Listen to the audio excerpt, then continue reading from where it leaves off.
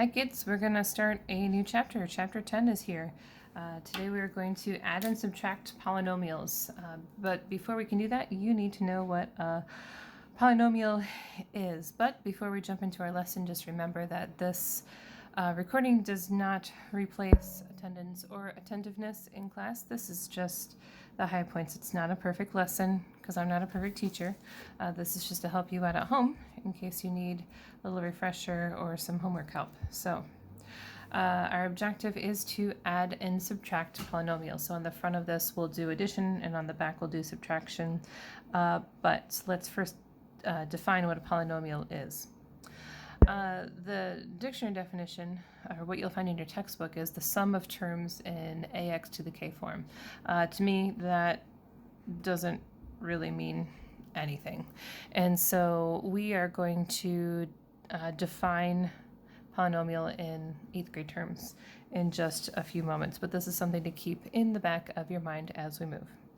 Now, I know we don't know what polynomials are, but we're going to kind of circle around it before we land on a definition. The rules for writing a polynomial is that we write them in descending order.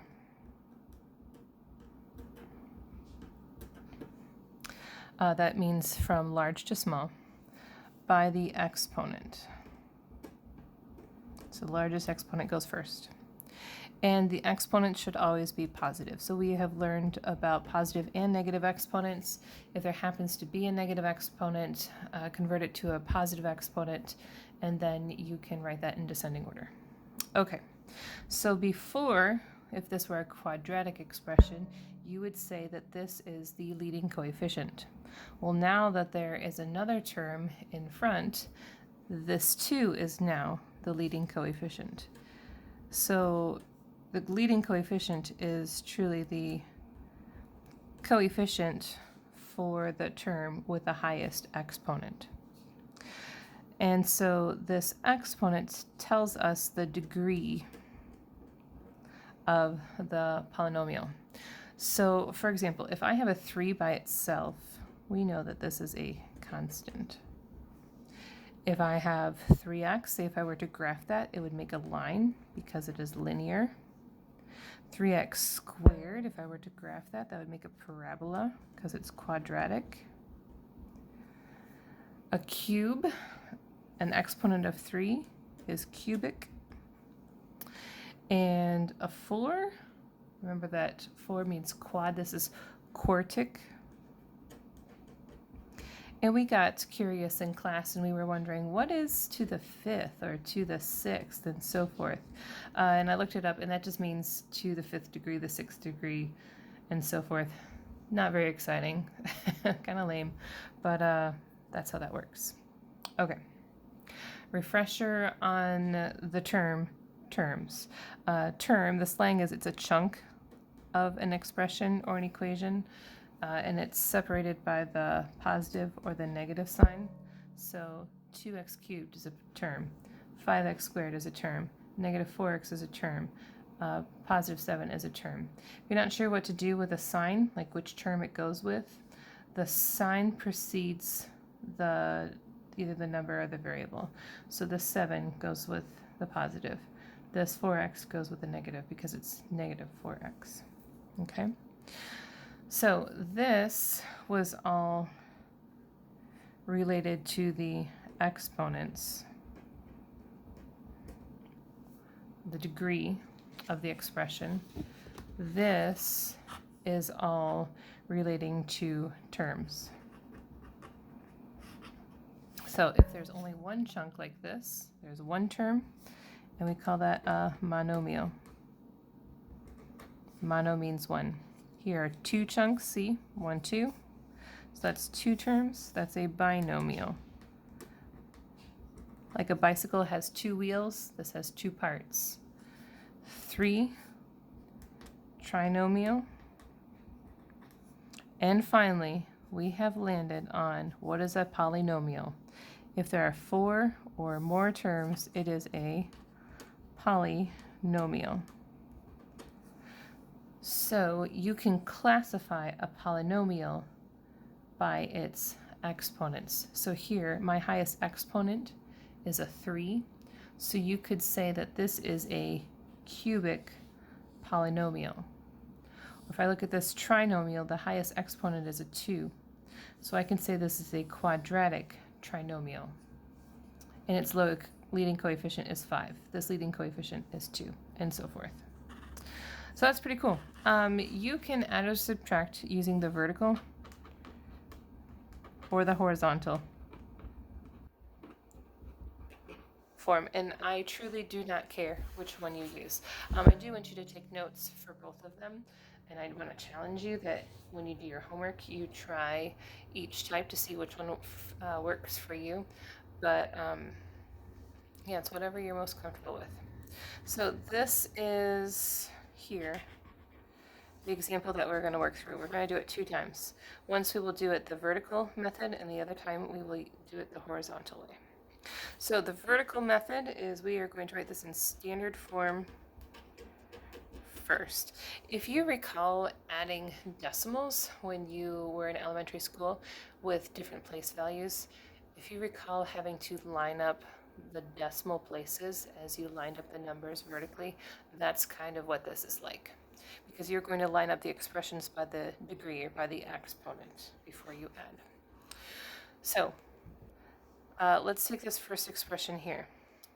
The highest exponent is 3, so I'm going to write 5x cubed, and now I'm done with that. The next one is 2x squared, so that's that. The next one is negative x, so that's this, and then plus 7. While you're rewriting, I strongly encourage you to circle or mark or check or something as you go to make sure that you don't lose any parts. Okay, here's our next expression. 3x cubed. It's going to go up underneath the other cubes. Negative 4x. Don't put it here because these are squares. Minus 4x plus 7. And now finally 4x squared, putting it underneath the other squares. Oop, looks, I skipped my cubes. Whoops, so it goes here. And that's a positive 4x squared. That's why we circle things, right? And then subtract 8 at the end. And now, because this is addition, doesn't matter what the order is, we're just gonna sum all this up. Just like elementary school, add them up. 7 and 7 is 14, less 8 is 6, and that's positive. Negative 5x, 2 and 2 is 6x squared, it's positive. 5 and 3 make 8, less 1 is 7x cubed. And that is the answer. It looks like a math problem, but it's not. It is the solution. So let's do the horizontal one. I've marked this up, so I'm going to actually do a fresh page for the horizontal so that I don't lose you. So for the horizontal, we are going to add the terms of the expressions by the degree of polynomial in descending order, or from, and as you do this, you're going to go left to right, okay?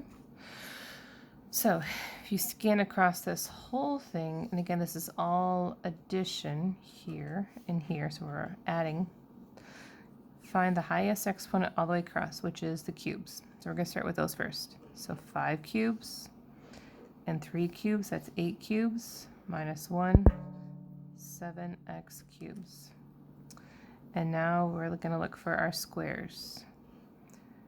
2 of them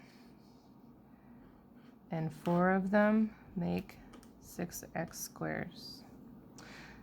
Now the x's, negative minus 4 more is negative 5x. And now 7 plus 7 is 14, minus 8 is 6. And you get the same result as before, okay? It's just a matter of preference. I don't know that there is a particular benefit to one way or the other. It's really just what you're comfortable with and what consistently comes out accurately for you. Okay, so that's addition. Let's look at subtraction. Now this one is a little bit different.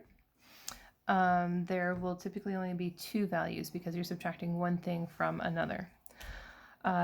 Be careful too of double negatives because you know two negatives create a positive, right? Okay, plural. Okay. All right, so for the vertical, again, you're going to write each in standard form. Highest exponent first. Line them up by the exponents, by the degree of the polynomial, and then subtract. Okay, and here is our example here. For the vertical format, remember that the first expression that's listed is the top. I'm taking this second expression from the top, so it comes second. So here is my negative 2x cubed plus 5x squared minus x plus 8. And now this next one, negative 2x cubed plus 3x. Notice I lined it up with the x's, minus 4. Now remember though that you are subtracting one expression from the other. It's this minus this. So when you're going through here, you have to keep in mind this extra negative for the subtraction. So this means 2 minus minus 2x cubes, right? So two negatives create a positive. Negative 2 plus 2 is nothing, 0x cubes. 5x squared minus no x squared is 5x squared. Negative x minus 3x is negative 4x. 8 minus negative 4, 8 plus 4 is 12. And that's your answer. Now, if that extra negative there confuses you, one thing you can do, it's kind of like the distributive property where the negative goes to each term inside. You could make this negative into a positive, this positive into a negative, and this negative into a positive, and sum these up. So negative plus is the 0, 5, there's your positive, subtract, and add. If that confused you, unhear that. Just ignore what I just said. But for some kids, that really is helpful. Okay. Similar to the last time, I'm going to use a fresh page for the horizontal. I've never been kind to trees. I feel so bad. Like, I use so much paper in life. Okay, so we are going to work through these in descending order again, and again from left to right. And while this is a guideline for addition, this is a hard, fast rule for subtraction. You have to start here, subtract, and then the right, because this is coming from here again. So keep in mind this negative. It's really important, okay? So now we're just going to scan the left side to find the highest exponent, which is negative 2x cubed minus negative 2x cubed. Minus minus is positive. We know that one's going to cancel out, right? So these are done. Now we can do our squares. 5x squared. There's no other x squared, so 5x squared. Negative x minus 3x, or negative 4x. 8 minus negative 4. 8 plus 4 is 12. And you get the same result. And again, similar to that extra trick that I showed before, kind of with the distributive property, you could turn this to a positive, get rid of this. Two negatives make a positive. Distribute this negative to here to make that a positive. Distribute this negative here to do a negative, and then just combine them sum them up rather than subtract. Means the same thing. Okay, here are two challenges for you to practice these new skills. I would recommend, first of all, that you try them out. Pause this, then try them out, and then rewatch the thing to see if you're accurate. But also, I want to encourage you to try each strategy. Perhaps do the vertical format and then the horizontal, or the horizontal and then the vertical, to see which one is more comfortable to you. So go ahead and pause, and I'll explain in a moment. Okay, welcome back. So this is addition. Let's try the vertical way. So I'm going to write these in standard form. This is my highest exponent, 2x squared, followed by a positive x, followed by a negative 5. Oh, that was already in standard form. Okay, here comes the next. Here's an x squared, and an x, and a 6. Take all that, add it up. Doesn't matter the order because it's addition. 6 minus 5 is 1. 2 x's, and 2 and 1 is 3x squared. If you had that, congratulations. You're catching on well. Let's use the horizontal for this one. So again, we have to start with the left and go to the right. So here are my squares. 1 minus 4 is negative 3x squared. Now look, I have 7x on the right. It comes after the negative. There are no x's over here. This would be like having a 0x over here. 0x minus 7x is a negative 7x. Here I'm down to, sorry, this is done. Here I have negative 8 on the left, minus, and there's no other constants over here, so that would be like having just a 0 over here. Negative 8 minus 0 is negative 8. And that's your answer there. All right. I hope that was helpful for you. Let's look at the homework for this section. So this is what yours looks like. Typically, I take answers from the B side to help you along with your homework, but there are so many on this homework assignment that I don't think it'll hurt much to use A side questions as examples. I try not to assign homework that is unnecessary. This is just something you need a lot of practice with to get down, so that's why there are so many homework questions, and they do tend to go quick, so there is a reason for that. It's not just because I like to make teenagers do a lot of math homework. Okay, so for this section, write the polynomial in standard form. That means the highest exponent first, so scan across. Here's my highest exponent, so 4x squared, followed by 3x, followed by negative 5. I recommend that you circle as you go so that you don't skip things. Now let's say, for example, there is an example of something that I'm thinking of. Let's just alter this question and just going to say that this is a 3. Pretend. Okay.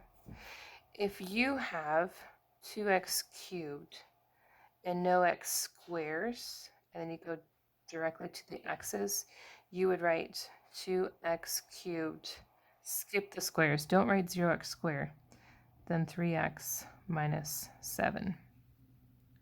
So that's if I changed the problem around, but I didn't. So do this question as it's typed, not how I changed it. So scribble that out just so I don't confuse you. Okay. For this next section, you have 3 points, or 3 parts. The leading coefficient, that's a number answer. By the polynomial, this is something you're going to want your notes for. And then classify by the degree. So the classification of the polynomial has to do with the exponents, and then of the terms, number terms. That is this section here. So, okay, first of all, this only works if this is in standard form. So for example, 14 is not in standard form. This is the same as this, right? The negative goes with the x to the fourth. Okay, so let's just stick with this one. What is the leading coefficient here? That's -1. And then, let's see, the polynomial by the degree. So the highest exponent is 4. So an exponent of 4 is quartic. And then by the number of terms, 1, 2 chunks. So this is a binomial. And so when you write these, go in that order: leading coefficient, then the degree, and then the terms. So just to make sure that I don't confuse you, let's do another one, like number 12. So here's my highest exponent, so that means my leading coefficient is -3. That highest exponent is a 2, so this is going to be a quadratic. And there are 3 terms, so it's a trinomial. So that's what you do with that. You're going to have to write itty bitty, and I'm sorry, I understand if it's squished in there. I can handle it. Okay, in the instructions, it says to use vertical, then horizontal, and then choose your own adventure. I don't care what you do. I would like to challenge you to do the vertical here and challenge you to do the horizontal here so that you can make a choice based on experience up here. Okay. I don't know that I have any particular advice for you. Just to be cautious and to scan your work back over before you are done. Okay. All right. Oh, I do have something for you. Are there t's in here? I thought there were. Maybe not.